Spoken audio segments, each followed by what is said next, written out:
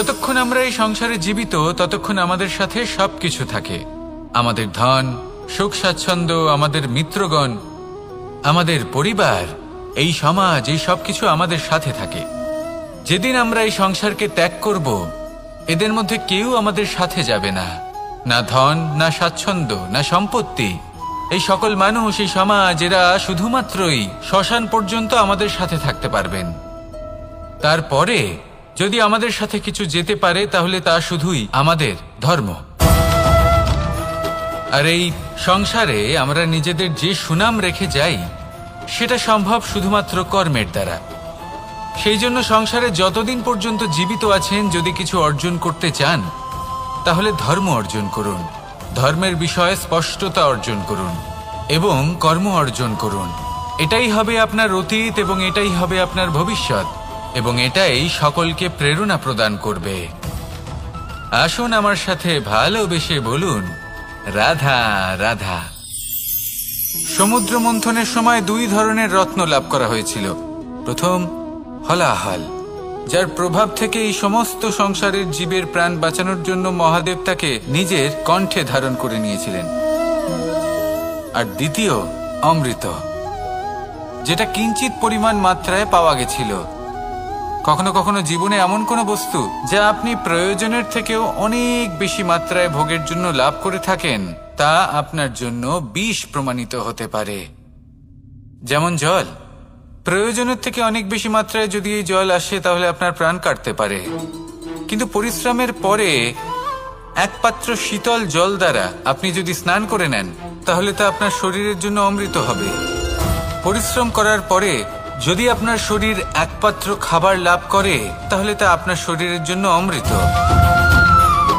কিন্তু যদি কোনো পরিশ্রম না করেই আপনি দিনরাত শুধুই খাবার গ্রহণ করতে থাকেন তাহলে আপনার কাছে তা বিষ সমান। বিষ এবং অমৃত গ্রহণ করাটা আপনার উপরে নির্ভর করছে। কোনো বস্তু আপনার পক্ষে বিষও হতে পারে, আবার অমৃতও হতে পারে। নির্ভর করছে যে আপনি সেটা কিভাবে ব্যবহার করছেন, কতটা মাত্রায় ব্যবহার করছেন। আসুন আমার সাথে ভালোবেসে বলুন, রাধা রাধা।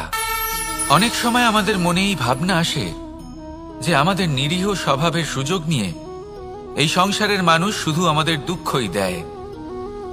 কতবার এমন মনে হয় যে আমরা সবাইকে সাহায্য করার জন্য এগিয়ে যাই আর সকলে আমাদেরই দোষ দেয়। অনেক সময় এমন মনে হয় যে আমরা শুধুই সৎকর্ম করি, সকলের ভালো চাই, কিন্তু সকলে আমাদেরই বিষয়ে খারাপ কথা বলতে থাকে। দুঃখ হয়, কিন্তু আমাদের এটা ভেবে দেখা উচিত যে মানুষ আম গাছের গায়ে পাথর ছোড়ে, শাল গাছের গায়ে পাথর কেন ছোড়ে না?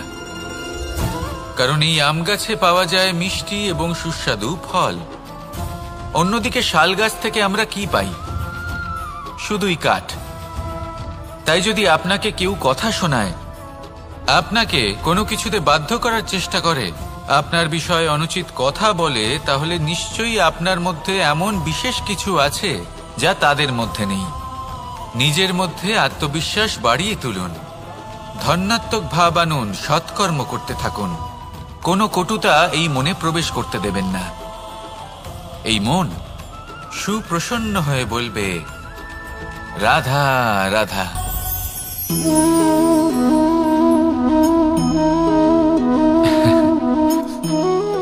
ঘুমের মধ্যে আমরা বিভিন্ন ধরনের স্বপ্ন দেখি, কিছু সুখের, কিছু দুঃখের, কিছু অত্যন্ত ভয়ানক। কিন্তু সত্যি কথা বলতে এর উপর আমাদের কোনো নিয়ন্ত্রণ নেই। কিন্তু আমি এমনও কিছু ব্যক্তিকে দেখেছি যারা খোলা চোখে স্বপ্ন দেখেন এবং তা যাপন করেন। নিজেদের একটা আলাদা স্বপ্ন নগরী আছে ওনাদের, সেখানেই জীবন যাপন করেন। আসল বাস্তবটা কি তাতে ওনাদের কিছুই যায় আসে না। এমন কিছু মানুষ আছেন যাদের কাছে বিন্দুমাত্র জ্ঞান নেই, সে না হয় ঠিক আছে, কিন্তু জ্ঞান এমনভাবে প্রদান করবেন যে মনে হবে সংসারের সমস্ত জ্ঞান তাদের কাছেই রয়েছে। এমন কিছু মানুষ আছেন যারা ভালোবাসতে জানেন না, আর তাও আমি মেনে নিলাম। কিন্তু কথা এমনভাবে বলবেন তাতে মনে হবে যেন প্রেমের বিষয়ে সবকিছু শুধুমাত্র ইনিই জানেন। এবার আমি এমন কথা অবশ্যই বলছি না যে আপনি এরকম করেন, কিন্তু যদি কোনো ব্যক্তি এরকম করেন তাহলে তার এটা মাথায় রাখা উচিত যে সেই ব্যক্তি অন্য কারোর সাথে নয়, নিজের সাথে অনুচিত করছেন। কারণ এমন কাজ করে উনি নিজের দোষ, নিজের অপগুণ সংসারের কাছে নয়, নিজের কাছে লুকোচ্ছেন। আপনি যদি নিজেকে বুঝতে না পারেন, সম্পূর্ণরূপে নিজেকে আকলন না করেন, নিজের অপগুণ, নিজের দোষ পূর্ণরূপে না বুঝতে পারেন, তাহলে এটা কি করে বুঝবেন যে নিজেকে কিভাবে শুধরে নিতে হবে? আপনাকে নিজের সত্য স্বীকার করতেই হবে, তারপরেই আপনি নিজেকে পরিবর্তন করতে পারবেন। তাহলে স্বপ্নে নয়, বাস্তবে বাঁচুন, আনন্দে বাঁচুন, আর আমার সাথে ভালোবেসে বলুন রাধা রাধা। ইচ্ছে বড়ই বিচিত্র জিনিস। এই ইচ্ছে যদি তা পূর্ণ না হয় তাহলে তা ক্রোধকে জন্ম দেয়, যদি তা পূর্ণ হয় তাহলে লোভকে জন্ম দেয়, যদি সময়ের মধ্যে পূর্ণ না হয় তাহলে শোককে জন্ম দেয়, আর যদি সময়ের পূর্বেই পূর্ণ হয়ে যায় তাহলে অহংকারকে জন্ম দেয়। সকলের ইচ্ছে থাকে, আপনারও অবশ্যই থাকবে, তা অবশ্যই পূরণ করবেন। কিন্তু একটা কথা মনে রাখবেন, আপনার এই জীবন এটা কোনোভাবেই আপনার ইচ্ছে পূরণ করার মাধ্যম নয়। এ হলো ধৈর্য সাধনের এক মাধ্যম, নিয়ন্ত্রণ করার এক মাধ্যম। নিয়ন্ত্রণ নিজের কামনার ওপর, নিজের ইচ্ছের ওপর, নিজের আবেগের ওপর। কারণ ইচ্ছে এটা হলো সেই অশ্বের মতো যা একবার লাগাম ছাড়া হয়ে গেলে, আপনার হাত থেকে যদি এই লাগাম বেরিয়ে যায় তাহলে তা আপনাকে সোজা বিনাশের পথে নিয়ে যেতে পারে। কিন্তু যদি আপনি একে নিয়ন্ত্রণ করতে পারেন তাহলে এটা আপনাকে সাফল্যের শিখরে অবশ্যই পৌঁছে দিতে পারে। তাহলে ইচ্ছেগুলিকে নিয়ন্ত্রণ করুন আর আমার সাথে ভালোবেসে বলুন রাধা রাধা। আমরা সকলে শক্তি অনুভব করতে চাই। এবার যদি আপনাকে জিজ্ঞেস করা হয় যে সবথেকে বেশি শক্তির অনুভব কোথা থেকে করা সম্ভব, তখন কেউ কেউ বলবেন পুষ্টিকর আহার গ্রহণ করলে, ব্যায়াম করলে, কেউ বলবেন ধন লাভ করলে, বন্ধুদের থেকে, পরিবারের থেকে, আদি ইত্যাদি। এইভাবে আপনি শক্তির অনুভব অবশ্যই করতে পারেন, কিন্তু সবথেকে বেশি শক্তির অনুভব যদি আপনি করতে চান তাহলে তা পাবেন শুধু একতার দ্বারা, সংগঠনের দ্বারা। যদি আপনাকে উদাহরণ দিই, নিজের এই হাতটাকে দেখুন, 5টা আঙুল রয়েছে। কোনো একটা বস্তুকে নিজের একটা আঙুল দ্বারা তুলে ধরার চেষ্টা করে দেখুন, বড়ই কষ্ট হবে। তখন আপনি বুঝতে পারবেন যখন এই 5টি আঙুল একত্রিত হয় তখন কোনো কাজ কতটা সহজ হতে পারে। এটাই হলো শক্তি, একতার। সবথেকে ভালো উদাহরণ যদি আপনাকে দিই তাহলে বাঁশি। এই বাঁশি থেকে অত্যন্ত মধুর সুর নির্গত হয় যা সবার মন প্রসন্ন করে দেয়। এই কথা সত্যি, কিন্তু এই বাঁশি আমি একটা বা দুটো আঙুল দিয়ে বাজাতে পারবো না। আমাকে প্রত্যেকটা আঙুল ব্যবহার করতেই হবে, তবেই এর থেকে মধুর সুর নির্গত হবে যা সকলকে প্রসন্ন করবে, ঠিক কিনা? ঠিক এইভাবেই যদি আপনি চান যে আপনার জীবনরূপী বাঁশি থেকেও মধুর সুর নির্গত হোক বা সবার মনকে প্রসন্ন করে তুলুক, তাহলে আপনাকেও জীবনে একতা নিয়ে আসতেই হবে। আপনি একাও কর্ম করতে পারেন, পথ চলতেও পারেন, সামনেও এগোতে পারেন, সাফল্যও লাভ করতে পারেন। কিন্তু যখন সকলে একসাথে এগোবেন, সেই পথে চলবেন, সেই কর্মই করবেন, তখন লক্ষ্যে অবশ্যই পৌঁছবেন, সাফল্য অবশ্যই লাভ করবেন। কিন্তু সেই সাফল্য এবং তার আনন্দর সংমিশ্রণটাই একটু অন্যরকম হবে। তাই জীবনে ঐক্যবদ্ধ হন, একসাথে মিলে এগোতে থাকুন, আর আমার সাথে ভালোবেসে বলুন রাধা রাধা। আমাদের মধ্যে এমন অনেক মানুষ আছেন যারা বই পড়তে পছন্দ করেন, অনেক মানুষ আছেন যারা ভিন্ন ভিন্ন রকমের কাহিনী পড়েন। এবার পড়তে পড়তে মাঝে এমন একটা অধ্যায় অবশ্যই আসে যা আমাদের হৃদয় স্পর্শ করে যায়। আমরা হৃদয় যন্ত্রণা অনুভব করি, তাও আমরা সেই কাহিনী শেষ পর্যন্ত পড়ি এবং তখন আমরা বুঝতে পারি যে সেই যন্ত্রণাময় অধ্যায়টি কেন এসেছিল, তার থেকে আমরা কি শিক্ষা পেলাম, এবং আমরা অবশেষে লক্ষ্যেও পৌঁছলাম। কিন্তু যদি সেই যন্ত্রণাদায়ক অধ্যায়টিতে আপনি থেমে যান, আপনি যদি এটা ভাবেন যে আমি আর পড়তে পারবো না, তাহলে আপনি জানতেও পারবেন না যে পরবর্তীতে কি হতে চলেছে। এই মন দুঃখে ভরে উঠবে, মনে প্রশ্ন আসতেই থাকে যার উত্তর আমরা পাই না, নিজেদের লক্ষ্য বুঝতেই পারি না। এইভাবেই আমাদের জীবনেও যদি এমন কিছু হয় যা অত্যন্ত দুঃখজনক, যদি এমন কোনো কঠিন অধ্যায় আপনার জীবনে আসে, থামবেন না। তা হলো আপনার জীবনের কাহিনীর একটি যন্ত্রণাদায়ক দুঃখজনক অধ্যায় মাত্র। শেষ পর্যন্ত এই কাহিনীতে টিকে থাকুন, কর্ম করতে থাকুন। আপনি বুঝতে পেরে যাবেন যে এই কঠিন পরিস্থিতি আপনার জীবনে কেন এসেছিল। আপনি শিক্ষাও লাভ করবেন এবং লক্ষ্যও লাভ করবেন। আসুন আমার সাথে ভালোবেসে বলুন, রাধা রাধা। খুব সুন্দর একটা কাহিনী আছে। একবার এক ব্যক্তি নিজের অসফলতার জন্য ত্রস্ত হয়ে সময় দেবতার তপস্যা করতে বসলেন। উনি তপস্যা করলেন এবং সময় দেবতা প্রসন্ন হলেন, মানুষের রূপ ধারণ করে ওনার সামনে প্রকট হলেন।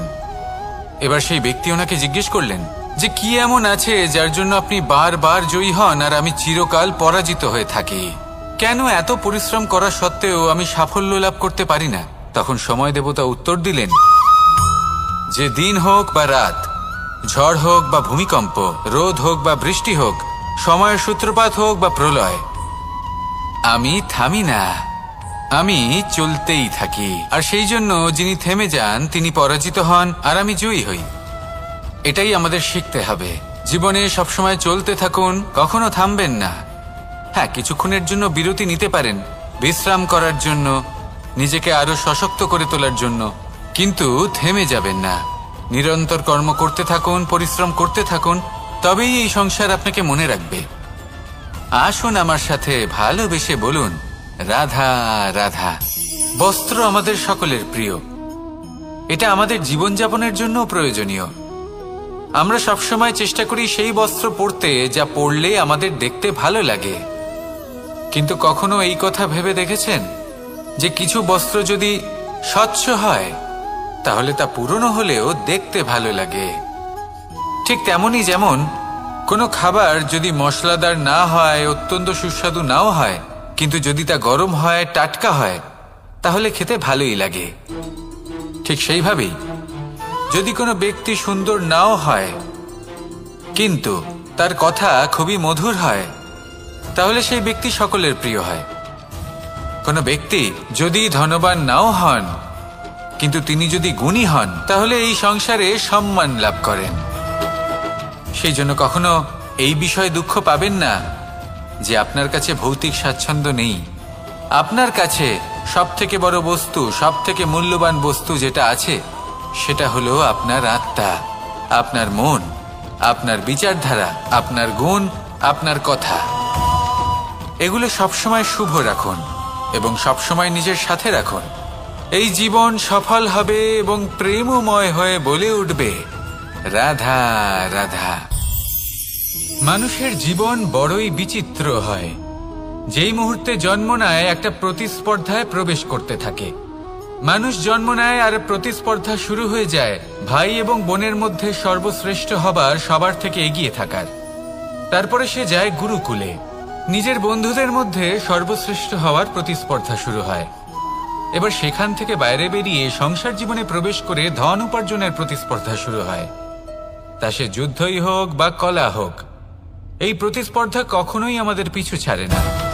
তাই যদি প্রতিস্পর্ধা করতেই হয় তাহলে আমরা মানুষকে সাহায্য করার প্রতিস্পর্ধা কেন করব না? এমন এক প্রতিস্পর্ধা যাতে যে কেউ জিতুক বা যে কেউ হারুক না কেন, লাভ সকলের হবে। সকলের মধ্যে প্রেম বিতরণ করতে থাকুন, এইভাবেই আনন্দ বিতরণ করতে থাকুন। আর আমার সাথে ভালোবেসে বলুন, রাধা রাধা। এবার এই পুরুষার্থের বিষয়ে আপনারা অবশ্যই শুনেছেন, মোক্ষ, চতুর্থ পুরুষার্থ। আপনারা কি জানেন এই মোক্ষ আসলে কি? ধর্ম, অর্থ, কামনার পালন করতে করতে মৃত্যু লাভ করা, এটাই কি মোক্ষ? না, মোক্ষ হলো সেটাই যা জন্ম এবং মৃত্যুর ঊর্ধ্বে। প্রত্যেক ব্যক্তি, প্রত্যেক জীবই সংসারে কোনো না কোনো বিশেষ প্রয়োজনে আসে। ধর্মপথে সৎপথে অর্থ উপার্জন করা, প্রয়োজনকে পূর্ণ করার চেষ্টা করতে করতে সেই প্রয়োজনকে পূর্ণ করা তাকে মুক্তির পথে নিয়ে যায়, যা হলো মোক্ষ। যদি এই মোক্ষ লাভ না হয় তাহলে মানুষ জন্ম এবং মৃত্যুর এই চক্রে বারবার ফিরে আসবে। তাই নিঃস্বার্থভাবে সদ্ভাব নিয়ে কর্ম করুন, সকলকে ভালোবাসুন, আর আমার সাথে বলুন রাধা রাধা। জল এ হলো জীবনের আধার, পঞ্চতত্ত্বের মধ্যে একটি, আর অত্যন্ত বিশেষ। এর থেকে অনেক বড় শিক্ষা পাওয়া যায়। এই জল গন্তব্যের বিষয়ে এর স্পষ্ট ধারণা আছে।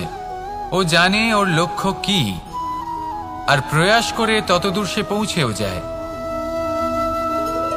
এটি পর্বত থেকে বয়ে নিচে নেমে আসে, নদীর সাথে সমাহিত হয়ে তার সাথে বয়ে চলে, চিরসবুজ বনানী গড়ে তোলে, প্রাণীদের তৃষ্ণা নিবারণ করে, সামনে এগিয়ে চলে, মানুষের সাথে মিলিত হয়।